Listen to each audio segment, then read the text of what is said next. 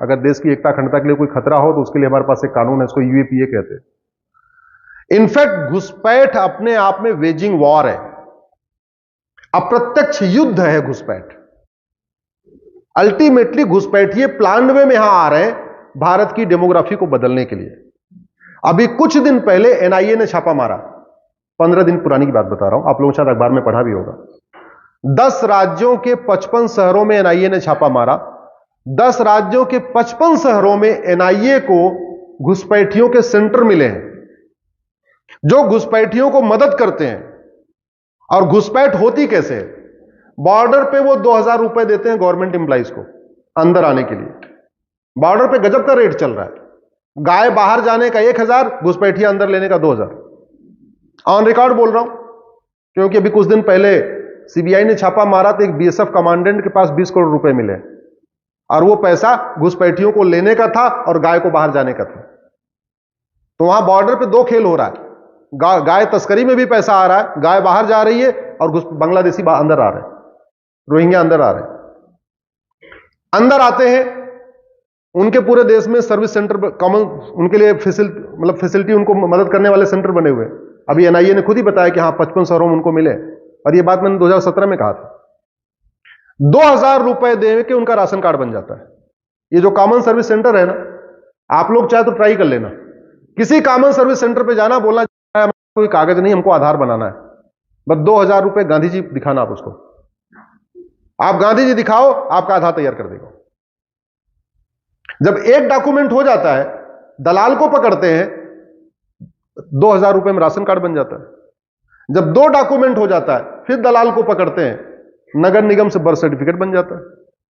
3 document हो गया। जब 3 डॉक्यूमेंट हुआ, फिर दलाल को पकड़ते हैं, 4000 रुपए के आसपास लगता है, ड्राइविंग लाइसेंस बन जाता है। जब 4 डॉक्यूमेंट हो जाता है तो बैंक में खाता खोल लेते। 4 डॉक्यूमेंट हो गया, बैंक में अकाउंट हो गया। इस बीच कोई इलेक्शन आ जाता है, कभी पार्षद का चुनाव, कभी प्रधान का चुनाव, कभी विधानसभा का चुनाव, कभी लोकसभा का चुनाव, और उसमें किसी नेता को पकड़ते हैं, साहब हमारे पास वोटर आईडी नहीं है, डॉक्यूमेंट तो है। बोले काम करो, हमको वोट दोगे? हाँ वोट देंगे, ठीक, हम तुम्हारा वोटर आईडी बनवा दे रहे हैं। तो बाकी बचा खुचा काम हमारे वोट जीवी नेता करते हैं। पहले वाला काम नोट जीवी कर्मचारियों ने किया। नोट जीवी कर्मचारियों ने उनको पैसा 2-2, 3-3 साल एक सारे डॉक्यूमेंट दे दिए, और बाद में जब 4-5 डॉक्यूमेंट हो गया तो वोट जीवी नेता ने उनको वोटर आईडी बना दिया। अब उनको पहचानना मुश्किल है। और असम की एनआरसी इसलिए फेल हो गई। असम में सर्बानंद सोनोवाल जी भी कुछ दिन पहले मुख्यमंत्री थे, इन्होंने पीएल फाइल किया था 2002 में कि साहब असम में बहुत घुसपैठी आ गए, इनको निकालो, इनको पहचानो। गगोई साहब की बेंच में मैटर गया, गगोई साहब ने ऑर्डर कर दिया, ठीक है असम एनआरसी होगी।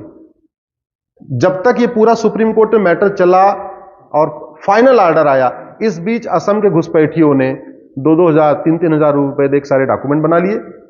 और जब रजिस्टर बनता है सर, तो क्या होता है, ये जो अपने लेखपाल हैं, पटवारी हैं, जो सी ग्रेड और डी ग्रेड के जो गवर्नमेंट एम्प्लॉई हैं, ये डोर टू डोर जाते हैं एक रजिस्टर लेके, उसको कुटुंब रजिस्टर बोलते हैं, फैमिली का रजिस्टर। उसमें हर पन्ने पे एक परिवार के मुखिया का नाम होगा, उसमें उसकी फैमिली लिखी जाती है।